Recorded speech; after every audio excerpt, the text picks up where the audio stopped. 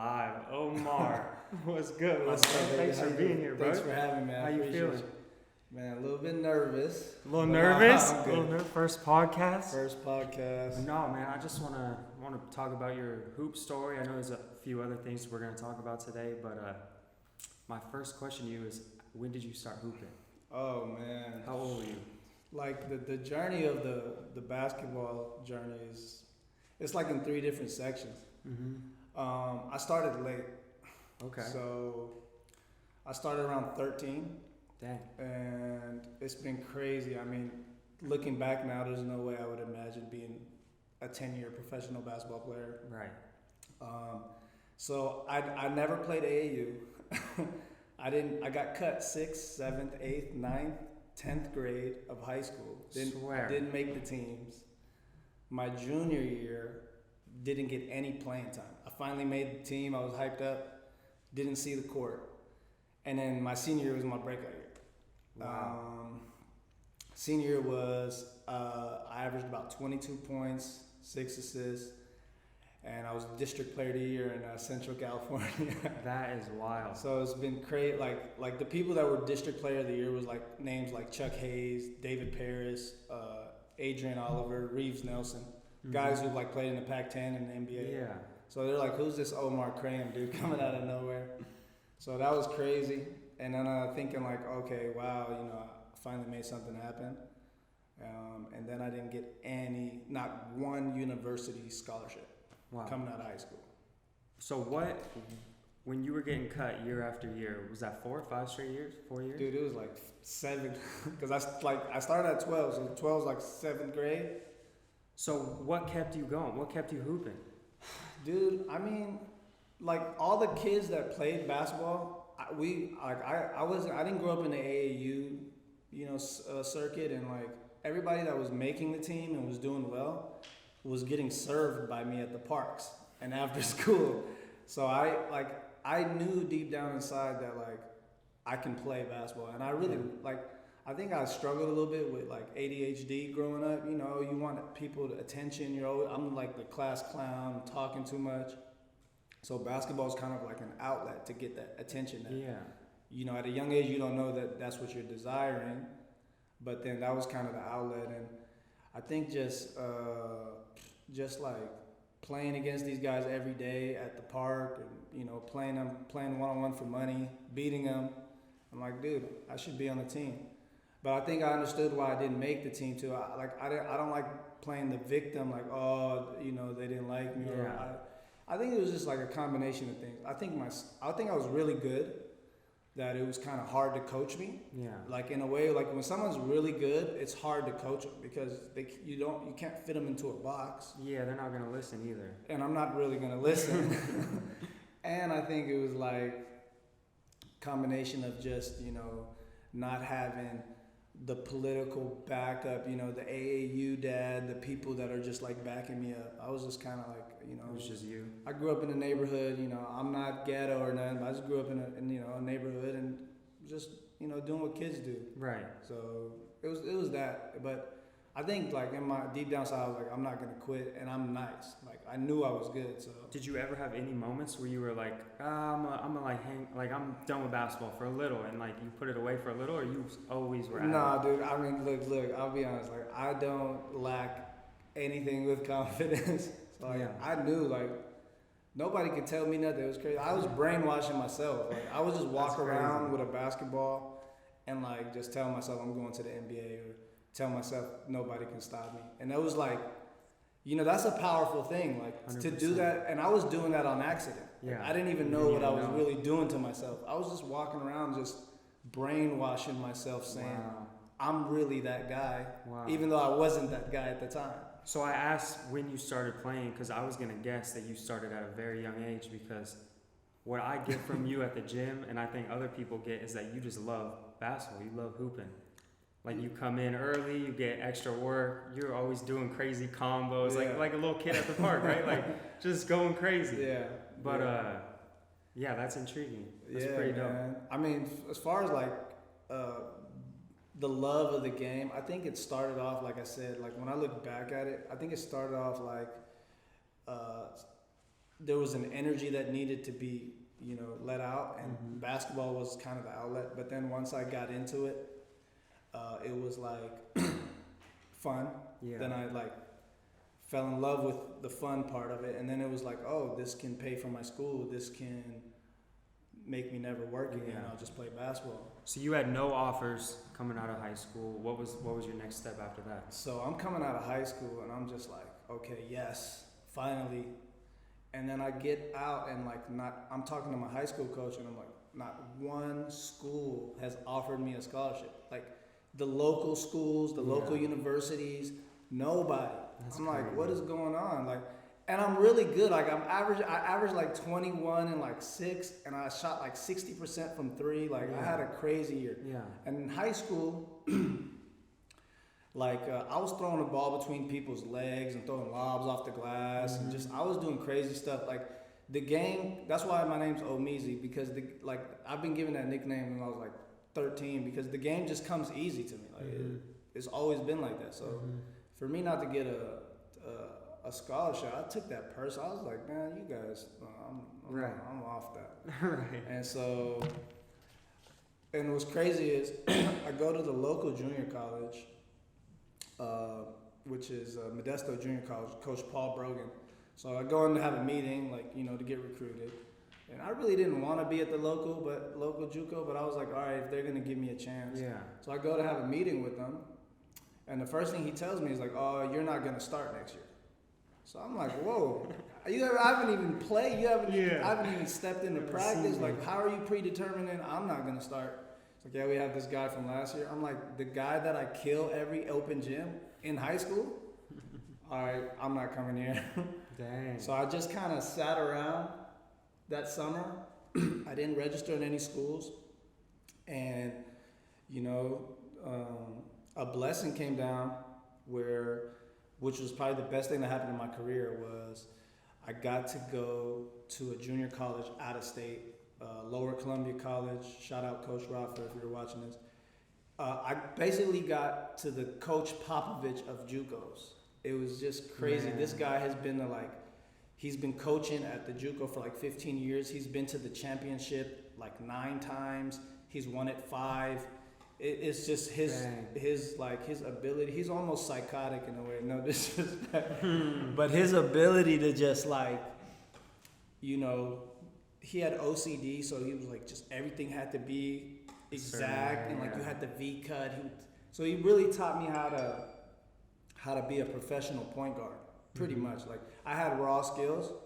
I can handle it. I can shoot it. I can get by. I had a good feel for the game, but I learned really just how to be a point guard, how to run a team. And so that was like the biggest blessing. And coming out of there, my first year, it was like the ultimate goal, obviously, in high school is to go D1. And so when I didn't, I got discouraged. But then when I went there, I signed D1 my first 3 months into the season. Like I signed D1 before the season even ended. Wow. We ended up winning the championship. I got MVP of the championship tournament, the NWACS, and I signed D1 at Eastern Washington University. I chose to come back. I could have went, but I chose to come back because like I just knew that this guy took a chance on me. Wow. I loved being there. That's cool. Yeah. And so I ended up signing D1. I went to Eastern Washington University. Shout out Eastern. Shout I out- got a few shout out ties. the Got a few Eagles. ties to Eastern. Shout out Cheney.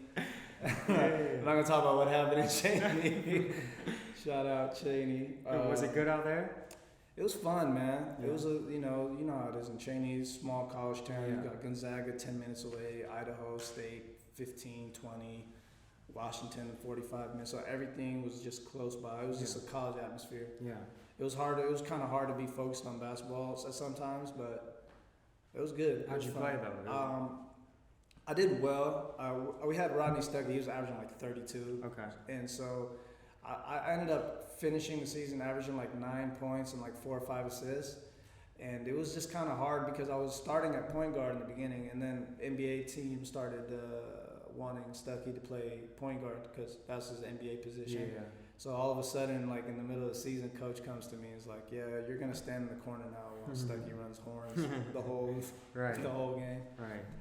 So I mean, it was cool. I mean, I had to like, I was young. I really didn't understand basketball. Still, I was still kind of young and dumb and just. So I was just like, all right. And then we finished.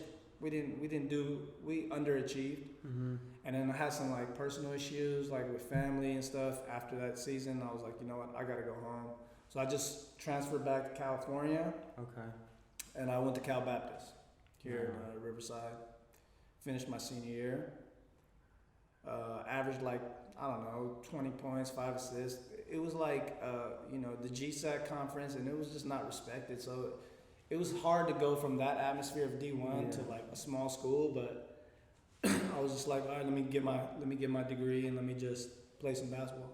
Right. So you said you've been pro for 10 years, right? 2011, 10 years. I mean, that's hard to do as a 6-foot guard, Yeah, let alone 5'11" and a half. Okay, not even 6 foot. But what are some things that you would emphasize that it really takes to be a pro? Because we have a lot of people who come through the gym, and everyone wants to do it, but they don't know the real details of it. Like what it entails. What are some big things that you would say? I would say one of the biggest things is having good character. Mm-hmm. And that like thing gets swept under the rug. Cause I always come to like open gyms and I see these like complaining, entitled, over dribbling, wanting to be on camera basketball player, and then they think that they had 1 or 2 good moves and they think, oh, I'm a pro, I killed that dude. Like, dude, you played horrible and nobody had fun playing with you. You lost every game. Yeah. You're not a pro. Yeah. So I think like that part of knowing, like just having like social conscience and like knowing like, okay, I'm who I am as a person, and like not allowing my goals to be a pro to get in the way of still being, a good player, a good teammate, a good person, because I think that goes a long ways. 100%. Carrying yourself overseas. 100%. I mean, as far as like playing, like I said, it's in 3 sections. Like high school is crazy. Mm-hmm. Like no one would have ever guessed. All my high school, the people I went to high school with, like, what, he's playing basketball? He made it. And college was like, an up and down experience. I went from like championship JUCO to like, bad D1 and lower schools. Mm-hmm. And now playing pro is just, it was a whole different beast. And I think what just kept me going was just, I'm naturally a crafty person. Mm-hmm. So just being crafty and I think adapting to the culture and the people and the style of game, which is, like I said, if you can throw me in any open gym. You could throw me with college kids, with NBA players. I think that I will fit in on any team just because I'm crafty and I know how to, get in where I fit in. Right. And so I think that was like a big key. Obviously, you have to be good. Like you can't be like trash. But then you'll see like players that aren't very good, but they'll play pro for 10 years too. So that's interesting. What are some of the favorite places you've been to throughout? I mean, how many countries have you been to? Man, dude, I've been everywhere, man. Really? It's crazy. I've been on every continent of the world. Dude. I played in the Philippines, Mexico, France, Sweden, Slovakia, Saudi Arabia, Jerusalem. I mean, That's legendary. I try to tell people, man, like people, oh, I want to play pro, but man, you really don't want to play pro sometimes, man. Like, cause what they don't understand that it's, and I know if any pro is watching this, they'll know that it's such an emotional roller coaster. Like, and if you're not ready mentally to go through that, I mean, I've been depressed. Like, I went through depression overseas, just this up and down roller coaster of, first of all, your job is always predicated the next season on how good you play. That type of pressure is not for everybody. Second thing is, you're in a place where you don't speak the language. Everybody that you're playing with is trying to, it's like crabs in a bucket. Everyone's trying to climb up. So now you have to like adjust, and you one of the hardest things for me was like just getting on these long 7-hour bus rides. You go, you go play in some random city with like 100 people, fans. I mean, obviously, if you're big time in Euro League and all that, obviously it's just different. But like for most people, average people that play pro, you have these bus rides, and then you go there. Maybe you get smacked up, and now you're on a 7-hour bus ride home. Back. You get to this empty apartment. Dang, no one You there. gotta do the dishes. You gotta dig your own food. You just Right. wake up like, oh, what am I doing in life? So have you learned to like kind of let go of that stress or anxiety and just go with the ebbs and flows, or how have you dealt with it? I think like the number one thing you did to deal with it for me has been just always just being grateful and just understanding that like people are dying to be in this position. Yeah. So like just remembering, like just being grateful, just remembering like where I came, where I started, and where I am now, and just putting things into perspective. I think like obviously like psychologically that's the number one thing of being happy is just being grateful. Is understanding like, because if you look at other things, you're gonna be miserable trying to compete with everything else. That's another thing I was gonna ask. Have you ever had a moment that sticks out to you where you're like, yo, I'm playing professional basketball, like when I was a kid, I dreamed of this. Yeah. Like I'm really doing this. Like I'm supporting my family, myself by playing basketball. I think here's the thing that happened to me in my career. I think early on I was chasing the money, and it was like I really didn't enjoy basketball as much as I did thinking like if I got more money, I'm gonna be more happy. Like I'm gonna be happier, and I think that's a terrible thing to do. And from somebody that's done it, So once I stopped chasing the money, and I was just like, okay, let me enjoy my process. Let me have fun of this game that's provided all these blessings for me. And the moment was, I was playing in Mexico, and we had a game, and I came to the game. I was feeling bad. We're on this long bus ride. I had no legs. And somehow I scored 52 points, and I hit like 11-3. Like it was a crazy day, dude. Like fans throwing beers at me after the game. And so I went home. I got on a bus ride, and then next thing you know, my agent calls me. He's like, "Yeah, pack your stuff. You're about to go." I'm like, "Where am I going?" He's like, "I'm going to the Philippines." Now, if anybody knows the Philippines, I mean, Philippines is like, it's kind of like China in a way. Like they just take big time players. I mean, you're getting anywhere from 20 to 50K a month. And I'm like, what? Send that over. Right. Get me out of here. And so and this was the moment was when I got off the plane after I signed the contract. It was still like too many things was happening. I was in Mexico. I got to get all the way to Asia. But once I got off the plane and I seen like 300 fans, Filipino fans, just embrace me. Like, no way. Like I was like Kobe. I was like, what? I get there. I got a chef. I got a driver. I'm staying on like this 5-star suite above Manila. Every game's in an arena with like 17,000 fans. And that's one. And I just went up to the top one day and I was like, damn, I'm finally here. Like, whoa, all these things getting cut and crying and playing in the neighborhood for 2-on-2 for money. Like it just all got put into perspective. That's crazy. Yeah, that was how it comes full circle. Yeah, that was a dope moment. Dang. What was I gonna say? Dang, that got me. I'm tripping out, bro. I was like, dang, that's a cool story. The thing, like, too, like, man, every time with basketball, like, I actually retired a year during COVID. I just was like, you know what, dude, I'm in my 30s now.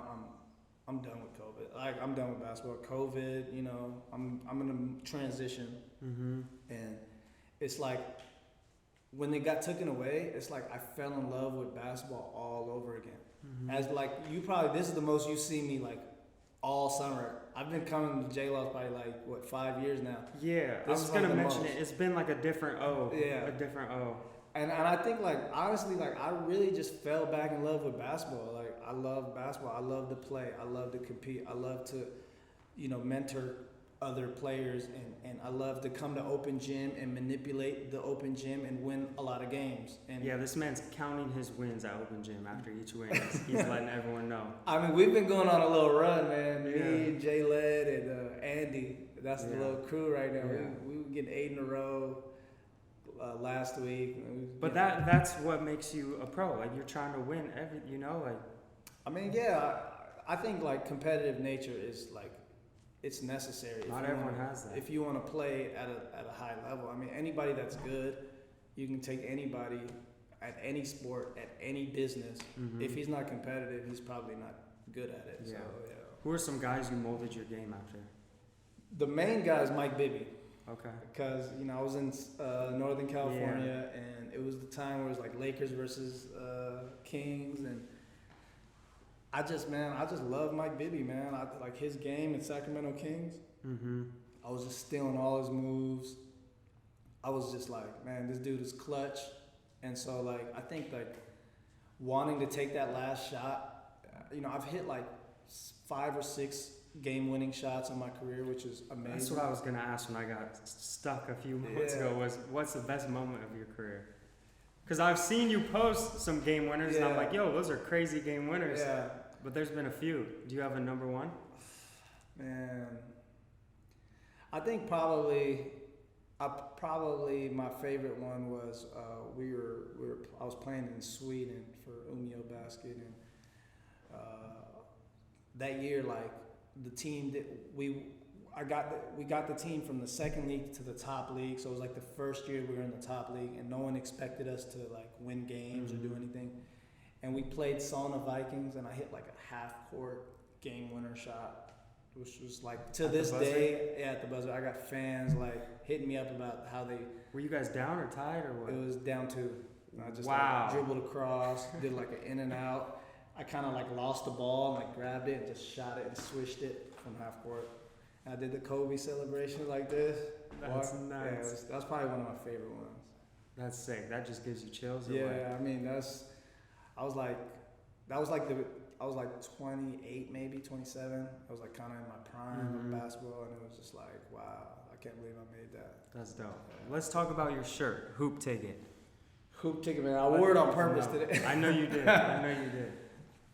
Basically, man, this is like a project that I think I've been doing this naturally before I even, you know, started Hoop Ticket. Was through my career, I've probably helped 5 or 6 friends get a job overseas through just like, you know, understanding that I have a platform and I have connections, and why not?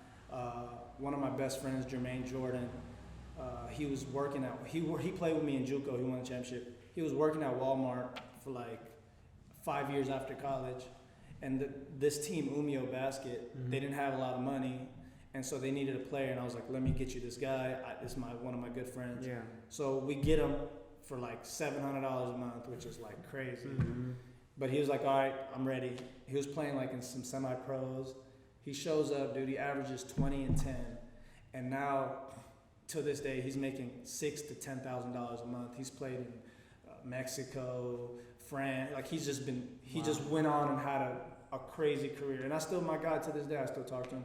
I got guys like, you know, Rami in Sweden, where I would just have conversations with him. And now, you know, he went from not playing to like averaging like 15 in a league, where in a good league. I mean, so it's just been like this process has been going on before I decided to do this. Yeah. And so during COVID, it was just like, I'm thinking of doing something to transition, and I don't want to be an agent.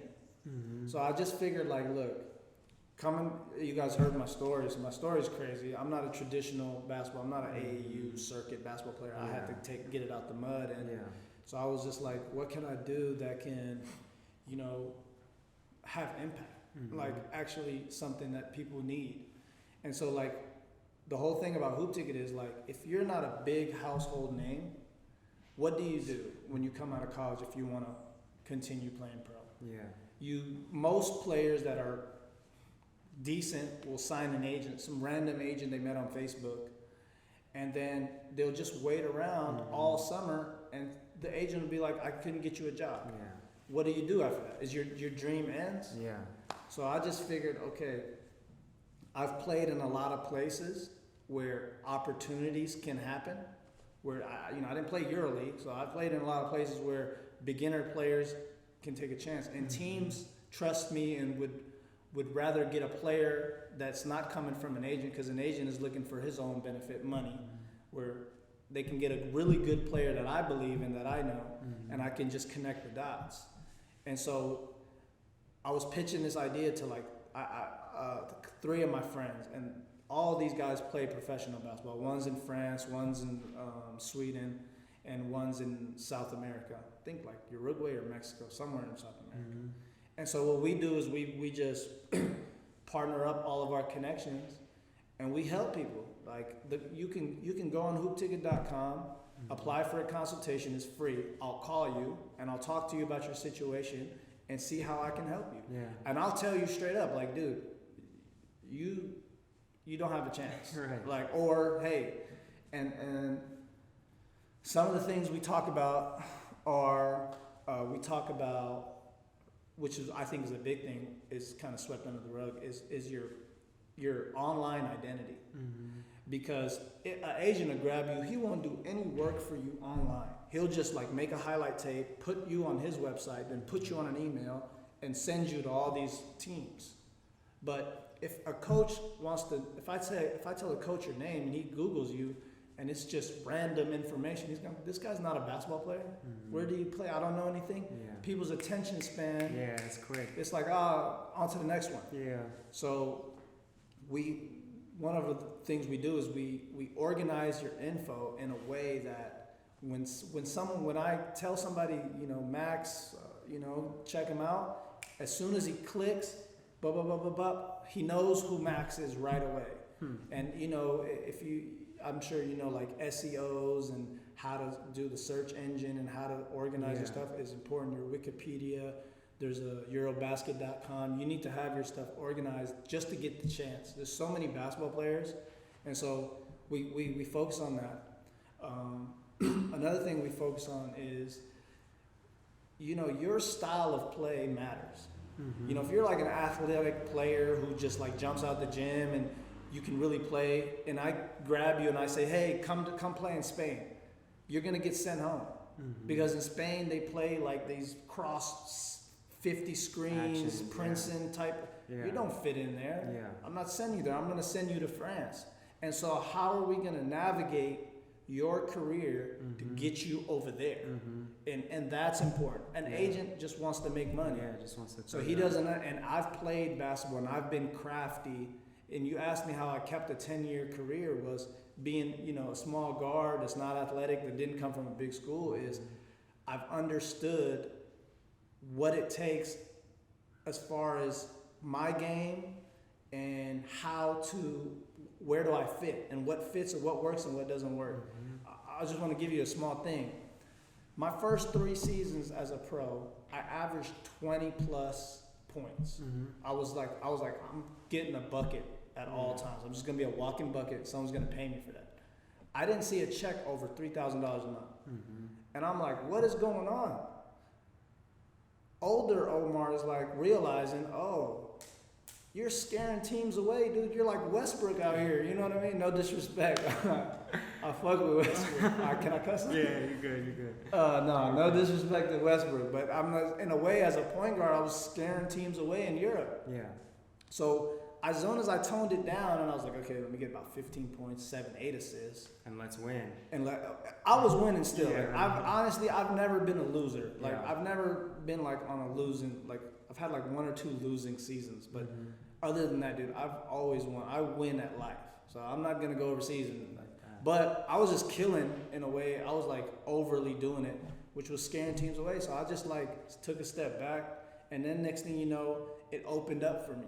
Now I started seeing double, triple, and I started playing at higher levels.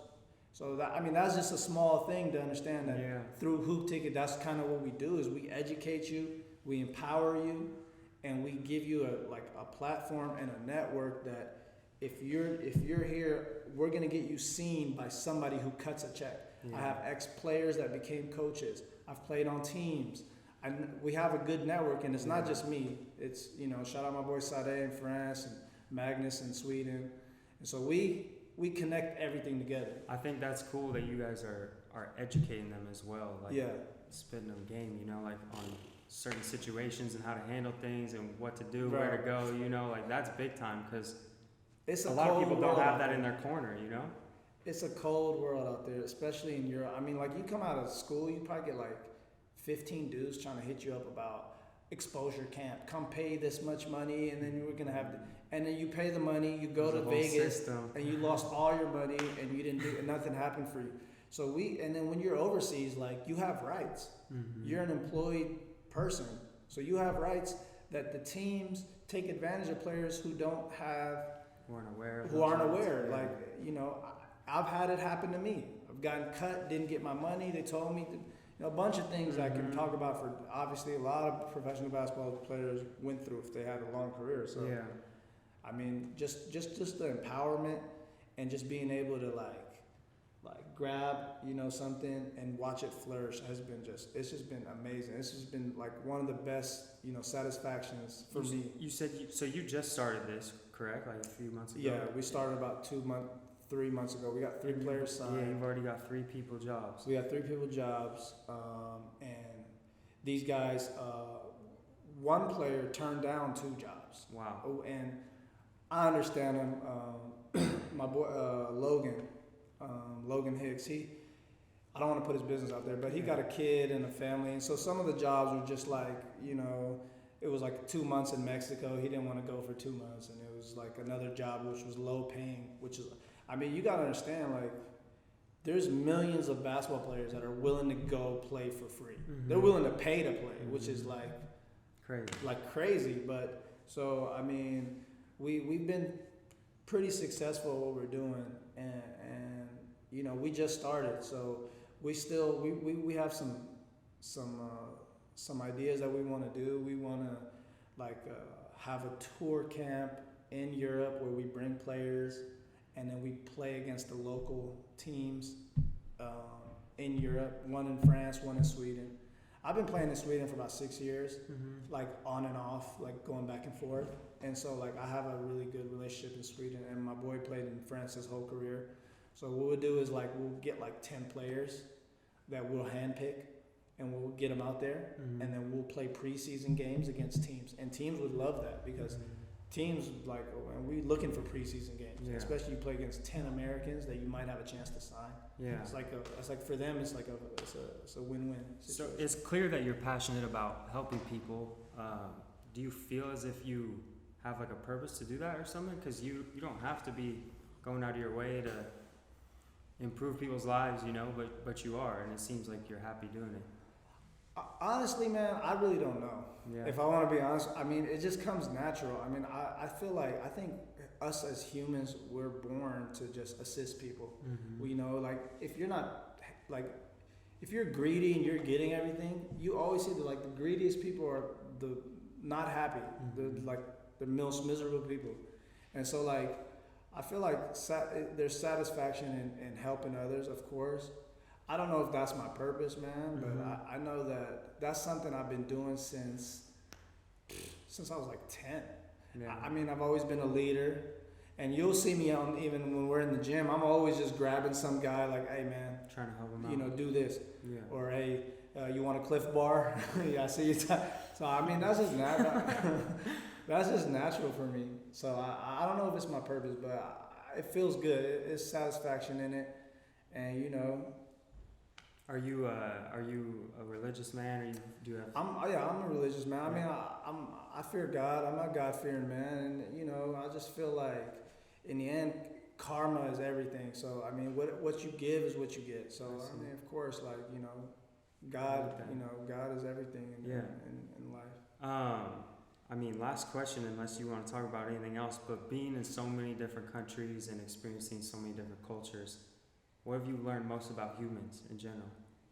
That's a good, hey man, you've been on your stuff, dude. That's a good, we're getting deep with it, we're getting deep. What have I learned most about humans? Humans in general. Wow. Because it's a lot of different, you know, you got to learn to fit in and communicate and connect with a lot of different people and cultures. I think like I would take just understanding that everybody's going through something that you don't know. And so like even me, like I'll have days where like, you know, you'll see me laughing and smiling, but deep down inside, some bad stuff. I just crashed my car or something. Mm-hmm. So everybody, and everybody handles that different. So I think like, I never judge anybody. I try not to judge anybody from like, you know, the outside. I try to understand. And I think that's been so hard because for me, it's been like, dude, I'm like, I would want to consider myself or try to be like a high level person. So like, okay, I need to do this, I'm ready. But a lot of people aren't like that. And so just adapting to like understanding like, yeah, man, like you have your own process, your own journey. And Coming from a place of compassion. Yeah, for sure. Huh. It's hard to be a compassionate son because there's a lot of stupid people out there. There's a lot of dumbness going on, but you know, it is what it is. Well, thanks for doing this, man. Man, I appreciate you, man. I was a little nervous, but now I was in the zone now. That was dope. 40AFLOW, baby, we out. Hey, 40AFLOW, man.